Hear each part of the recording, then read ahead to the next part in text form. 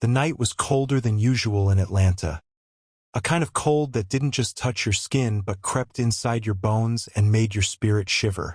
Rain fell in thin sheets, washing the city's neon glow into streaks of gold and red across the wet pavement. On the corner of Jefferson Avenue, under the flickering light of a broken street lamp, Amara Hill sat with her knees drawn to her chest. Her clothes, once bright, were faded and frayed. Her sneakers had holes near the toes, her jacket zipped up to her neck though it barely kept the chill out. She wasn't old, maybe late 20s, but life had carved exhaustion into her eyes. She'd been on the street for almost a year now. Once a teacher, once someone who believed in tomorrow. But after her mother's passing and a series of unpaid bills, she'd lost her apartment, her job, and eventually, the sense that anyone saw her anymore. Tonight, she hadn't eaten in 2 days. Her stomach ached, her voice dry from asking the same question that people kept ignoring. "Excuse me? Could I please have something to eat?" Most passed by pretending to text, eyes fixed on their glowing screens. Others turned up their collars as though her presence were a cold wind they could block out. Across the street, the Golden Spoon Diner glowed like a promise, warm, safe, filled with the aroma of coffee and fried chicken. Through the window, Amara could see laughter, plates clinking, people sharing stories. Her heart squeezed. She hesitated before pushing herself up and walking to the door. Inside, heads turned. The conversations dimmed just slightly. A few patrons frowned. The hostess, a young white woman with glossy hair, froze in polite discomfort. "Can I help you?" she asked carefully. Amara's voice cracked. "Please, I just need something to eat. Just a plate of food. I can wash dishes, clean tables, anything. Just something small." The hostess exchanged an uneasy glance with the manager behind the counter. He was a burly man in his 50s, his shirt tight against his stomach, eyes narrowing at the sight of her. "We don't do handouts," he said curtly. "You can try the shelter on King Street." Amara swallowed hard. "Please, sir. I used to work. Miss, you're making customers uncomfortable. I'm going to have to ask you to leave." A silence spread like spilled oil across the diner. Someone whispered. Someone laughed softly. Amara's lips trembled. She took a slow breath, nodded, and turned toward the door. Then, a voice came from the corner booth. Deep, calm, firm. "Hold on a minute." Every head turned. A black man in a police uniform rose from his seat. He was tall, over 6 feet, with shoulders broad enough to make the badge on his chest gleam under the warm lights. His name tag read Officer Jordan Wells. His face was serious, yet his eyes carried something rare. A quiet compassion that didn't have to announce itself. He stepped forward, his boots heavy on the tiled floor. "Let her order something," he said simply. The manager hesitated. "Officer, with respect." "With respect?" Jordan interrupted. "It's a rainy night and she's asking for food, not trouble. You'll survive 1 meal." The man's jaw tightened, but he said nothing. Jordan turned to Amara. "Sit down. What do you want to eat?" Amara blinked, unsure if this was real. Just something small. Maybe." "Get her a proper plate," Jordan said to the hostess. "And coffee. Black." He sat across from her, taking off his hat and setting it on the table. The rain outside drummed softly against the glass. For a moment, neither of them spoke. "You didn't have to do that," Amara said finally, her voice small. "I know," he replied, "but I wanted to." She studied him, his calm posture, his careful tone. He looked like a man who'd seen too much and carried it quietly. "What's your name?" he asked. "Amara. Pretty name. You sing." She frowned. "Sing?" "Yeah," he said, smiling faintly. You've got that kind of voice. The kind that sounds like it hides a story. Amara gave a tired laugh. Used to. Church choir. A long time ago. The waitress arrived with a steaming plate. Mashed potatoes, fried chicken, green beans. Amara's hands trembled as she picked up the fork. She hadn't realized until now how hungry she was. Jordan watched quietly, not out of pity but with the attention of someone who knew what it meant to fight invisible battles. As she ate, rain thundered harder. The lights flickered once, twice, and then steadied. Outside, a police siren echoed faintly in the distance. When Amara finished eating, Jordan offered to walk her to the shelter nearby. She hesitated, pride and exhaustion battling inside her, but eventually nodded. The rain had softened into mist, the streetlights blurring like ghosts. They walked in silence at first. Amara kept her gaze low. Jordan scanned the shadows with the instinct of a man trained to see danger before it saw him. "Thank you," she said finally. "I don't even know how to repay you." "You don't owe me anything," he said. "I've seen too many people walk past what they should see. Tonight, I wasn't going to be one of them." There was something in his tone, a quiet guilt, maybe even confession. As they reached the corner, a shout split the air. "Hey! Stop that woman!" Amara froze. A man came running from the direction of the diner, the manager, waving his hand. "She stole something," he yelled. Amara's eyes widened. "What? No, I didn't." But before she could explain, two other men, rough-looking, drunk from the bar nearby, blocked her path. Jordan stepped between them. "Back off." "She took money from the counter," the manager shouted. "I didn't," Amara cried. "I swear, I didn't touch anything." Jordan looked at her, calm, steady. "You took something?" "No," she said, shaking. "I didn't." His radio crackled. Backup was nearby. This could spiral fast. Jordan raised his hand. "Nobody move." He turned to the manager. "You got proof?" The man hesitated. "I saw her reach." "Or maybe," Jordan said slowly, "you saw what you wanted to see." The man's mouth opened, then closed. "Officer, she..." Jordan's voice hardened. "You can check your register. But if you're wrong, I'll be filing a report on false accusation." The man swallowed his anger. "Fine." He stormed off toward the diner. Amara stood trembling. Jordan's expression softened. "You okay?" Her lip quivered. "I didn't even go near the counter. I just wanted to leave quietly."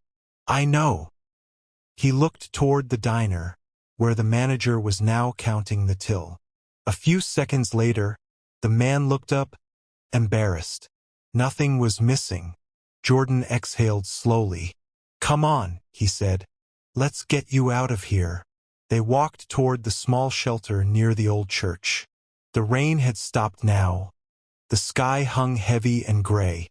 Amara glanced sideways. "Why'd you help me?" Jordan's jaw flexed.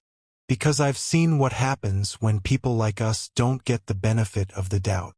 She frowned slightly. "People like us?" He met her eyes.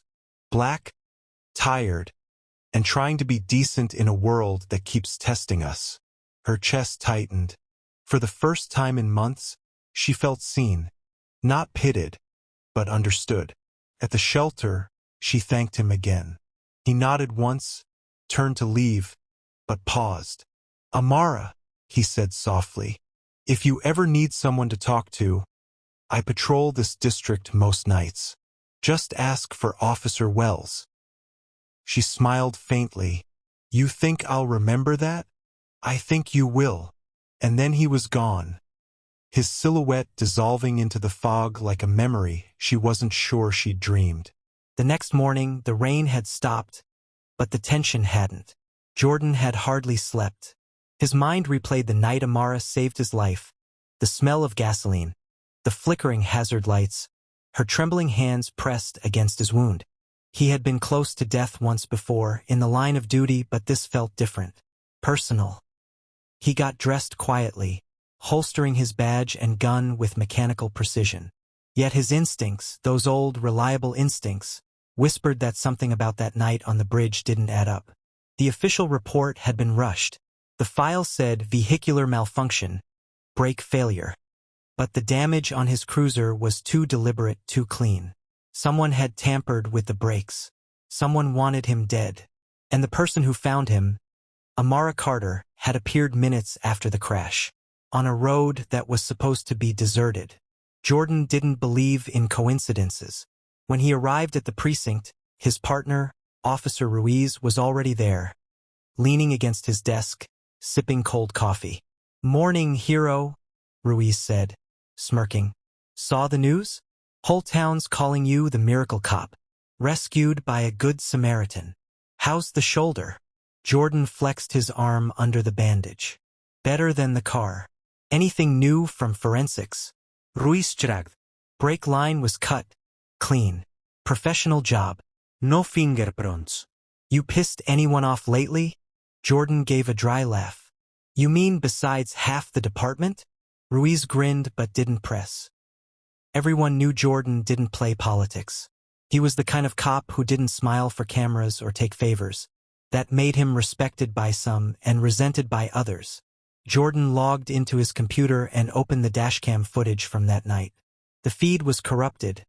10 minutes missing between the moment the brakes failed and Amara's voice calling his name. He leaned forward.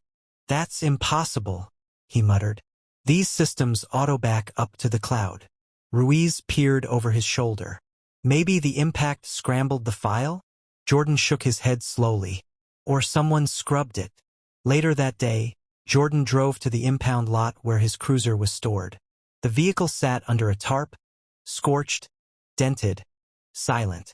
He slipped on gloves and lifted the hood. His flashlight beam swept over the mangled engine. And there it was, a small metallic disc wedged near the brake cylinder. Not part of the car. A tracker. He pocketed it carefully, feeling a cold chill run through him. This wasn't random. Someone was monitoring him. But the bigger question was why. He drove back toward town, his mind spinning. The only person who had been there right after the crash was Amara Carter. He didn't want to suspect her. She had saved him. After all. But his training screamed that everyone in an investigation was a variable until proven otherwise. Still, something about her calmness that night.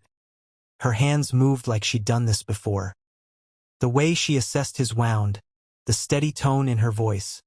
Not the panicked reaction of a random passerby. Who was Amara Carter? That evening, Jordan parked across from her small apartment complex on the edge of town. He told himself he wasn't spying, just verifying.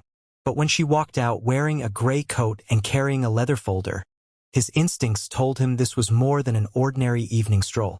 He followed at a distance. Amara's car wound through the back roads, eventually stopping near a rundown diner that looked like it hadn't changed since the 1980s. She entered quickly, glancing over her shoulder before disappearing inside. Jordan waited 5 minutes, then entered. The place was half empty, old jukebox humming, smell of coffee and fried food.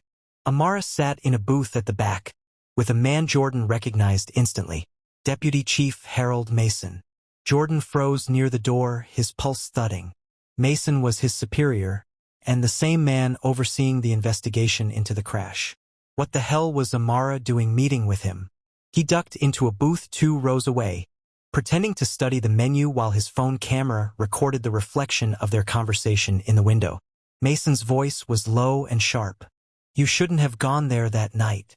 "I didn't have a choice," Amara replied. "He was dying. You were supposed to stay out of it, Amara. You're lucky he didn't recognize you. I covered it. He doesn't know. But if you keep pressuring me..." Mason leaned forward, his tone venomous. "Don't forget who gave you your second chance." There was a long pause. Amara looked away, her jaw trembling. "And don't forget who saved your son." Jordan's grip on his phone tightened. What the hell did that mean? Before he could process it, Mason stood and threw a few bills on the table. This ends now. Stay invisible, Amara. Or we both burn. He left. Amara sat there for a full minute, staring blankly at her coffee, then buried her face in her hands. Jordan's chest tightened. Whatever this was, it wasn't simple. Amara wasn't just some good Samaritan. She was connected to Mason, and Mason was connected to his near-death accident. That night, Jordan couldn't shake the conversation from his mind. He replayed every word, every expression. You were supposed to stay out of it. He doesn't know. You're lucky he didn't recognize you. Recognize her? Jordan pulled up the police database and typed, Amara Carter. No criminal record. But something odd. Her social security registration began only 5 years ago. Before that, nothing. No high school, no employment, no medical files. She was a ghost. And ghosts, Jordan knew, always had a story.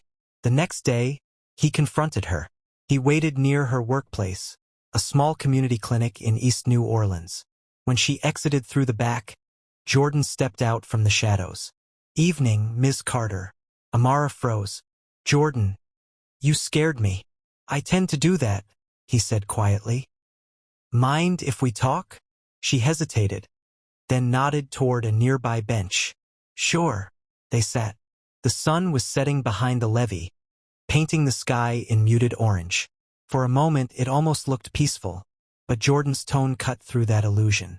How long have you known Chief Mason? Her expression flickered. You've been following me. I've been investigating an attempted murder, he said evenly. And the last time I checked, the only person who showed up right after the attack was you. So forgive me if I'm curious. Amara's eyes darkened. You think I tried to kill you? I think you know who did. Silence stretched between them. Finally, she exhaled. You wouldn't believe me if I told you. Try me. She looked down at her hands. 5 years ago, I worked in Atlanta. I was a trauma nurse at St. Mary's Hospital. One night, they brought in a kid, Mason's son, Ryan. Gunshot wound, gang-related. Everyone thought he was dead, but I saved him. Mason covered it up. In return, he offered me a deal. What kind of deal? She hesitated. To disappear. Start over under a new identity. Jordan frowned. Why? Because I'd testified against a group of dirty cops in Atlanta PD. Her voice trembled. They were involved in smuggling and protection rackets. Mason helped transfer some of them out quietly before the feds got involved. He used me to clean up his mess, but one of those men swore revenge. Jordan stared at her. And you think they came after me because of you? Amara nodded slowly. You were never supposed to be the target. The car that night, it was meant for Mason. Jordan stood, pacing. It made terrible, perfect sense. A setup. Someone trying to kill the deputy chief, and Amara had walked right into the aftermath. But why protect Mason? Jordan asked. Why not go to the FBI? Her voice dropped to a whisper. Because Mason has evidence that could destroy me. The deal we made, the fake identity, the erased records, it's all illegal. If he turns on me, I go to prison. So I kept quiet. Jordan's fists clenched. So you let me believe this was an accident. Amara looked up, eyes glistening. I was trying to protect you. Whoever cut those brakes, they're still out there. And if they realize you survived. A car screeched nearby. Jordan spun. Headlights flashed. Then a gunshot shattered the quiet. Amara screamed as Jordan tackled her to the ground. Another shot rang out, splintering the bench they'd just vacated. Stay down, he hissed, drawing his weapon. The shooter's car peeled away, tires screaming. Jordan fired twice, hitting the rear window, but the vehicle vanished into the night. He looked down. Amara's coat was torn, her face pale. You okay? She nodded shakily. I think so. Jordan's voice was tight. They know. At the precinct, chaos erupted. Officers swarmed the scene, combing for shell casings, checking street cams. Mason arrived minutes later, face pale. What the hell happened? He demanded. Jordan turned, fury in his voice. You tell me. Someone tried to finish the job. Mason's jaw tightened. You're saying it's connected? I'm saying someone inside this department wants both of us dead. That night, Jordan sat alone in his apartment, staring at the tracker he'd found in his car. He placed it on the table next to his service badge, both symbols of systems built on trust, both compromised. He had one goal now: find out who was behind the attack. But to do that, he needed to know exactly how deep the corruption ran. And that meant crossing a line he'd sworn never to cross again. He dialed an old contact, an ex-hacker named Darius who owed him a favor from his military days. Yo, Jay. Long time. What's up? I need a data trace, Jordan said. Deep one. Vehicle trackers, communications between Chief Mason and anyone flagged in the last 6 months. Quietly, Darius whistled. You realize you're asking me to hack the police database? I realize someone's using it to kill cops. You in? A pause. Then, send me the serial number. Jordan texted the info and sat back, the silence pressing against him. If what Amara said was true, this wasn't just about corruption. It was about cover-ups that stretched across state lines. And somewhere in the middle of it all was a woman who had risked everything to save him, even while hiding her own dangerous past. He looked out the window, the streetlights reflected in the rain-soaked pavement, the same way they had that night. He had survived once by chance. Next time, it would be by design. Because now, Jordan was hunting back. 2 days later, the first report from Darius came in. Encrypted, anonymous, and sent through a burner line Jordan hadn't used in years. Subject: Tracker Serial Match. Source: Restricted Procurement Records. Owner: Department of Public Safety, Division of Internal Oversight. Assigned to Deputy Chief Harold Mason. Jordan's pulse spiked. The tracker that had been hidden in his car, the one monitoring his movements, was registered to Mason's own department. He read it again, slowly. Mason wasn't just covering something up. He was orchestrating it. Jordan closed his laptop, breathing hard. He'd seen corruption before. Small-time bribes, falsified reports, officers turning a blind eye. But this was execution-level betrayal. And the worst part was, if he exposed Mason without proof, the system would swallow him whole before he even spoke. He needed evidence and someone to trust. He found Amara at her apartment, sitting on the floor with her head in her hands. Her lights were off, curtains drawn. The fear in her eyes when she opened the door said everything. Jordan, she whispered, you shouldn't be here. He stepped inside anyway, shutting the door behind him. They already know where I am. You think hiding helps now? Her lip trembled. Someone followed me home last night. Same car, tinted windows. They parked across the street until sunrise. He nodded grimly. Mason's tracking both of us. The tracker in my car was government issue, his division's equipment. Amara blinked, disbelief washing over her. You're saying he's behind all this? I'm saying he's not the man he pretends to be. Jordan sat across from her. The silence between them stretched, heavy, electric. Listen, he said softly. I'm going after him, but I can't do it from the inside. The department's compromised. I need whatever you've got, every file, every piece of proof from Atlanta, from your deal with Mason. Amara hesitated. If I hand you that, I lose my protection. Amara, he said, his voice low but steady. You lost that the night they tried to kill us. Her eyes filled with tears. You don't know what they're capable of. He leaned closer. Then show me. An hour later, she opened a floorboard in her bedroom and pulled out a weathered folder sealed with tape. Inside were printed emails, hospital records, and photos, including one that made Jordan's stomach twist. It showed a warehouse, flames licking the walls, paramedics dragging out bodies.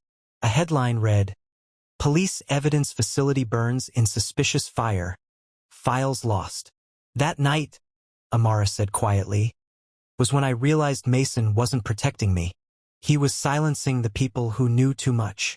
Jordan flipped through the pages, financial transfers, shell companies, falsified witness reports.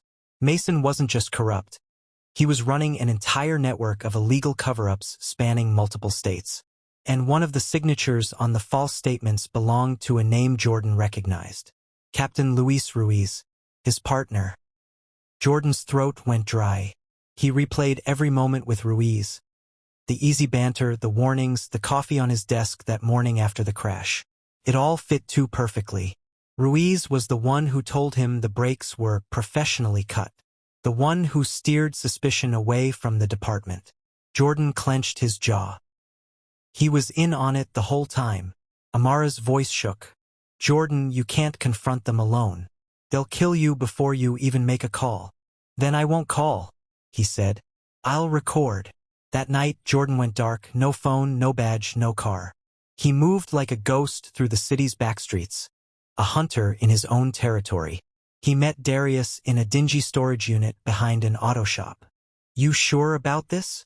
Darius asked. You take Mason down, you're taking on a whole system.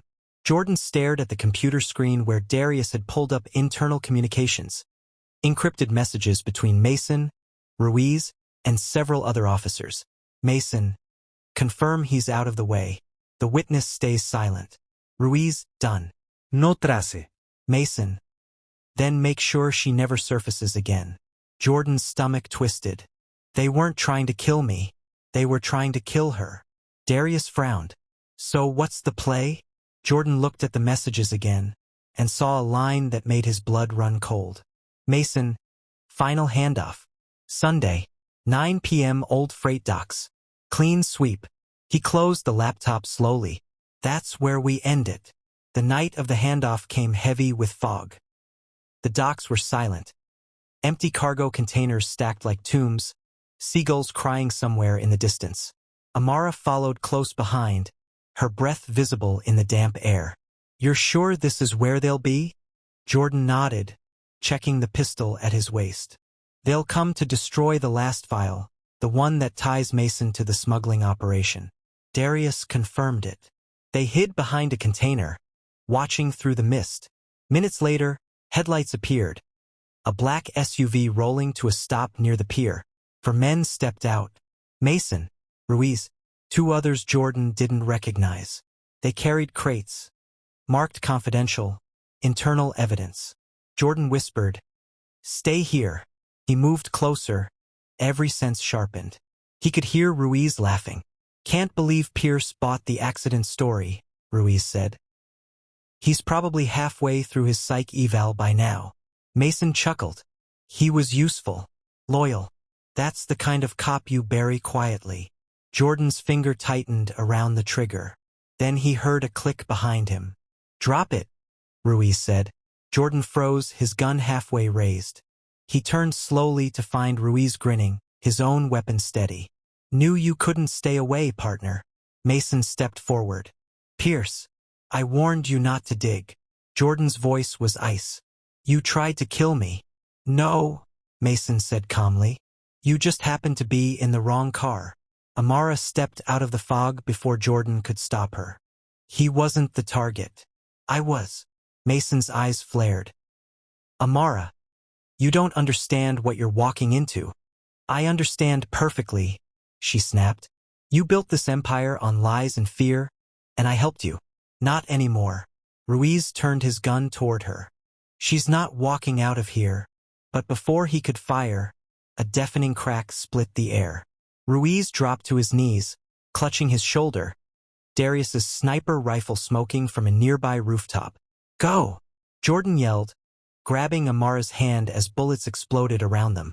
They ran through the maze of containers, ducking behind metal walls, the sound of gunfire echoing through the fog.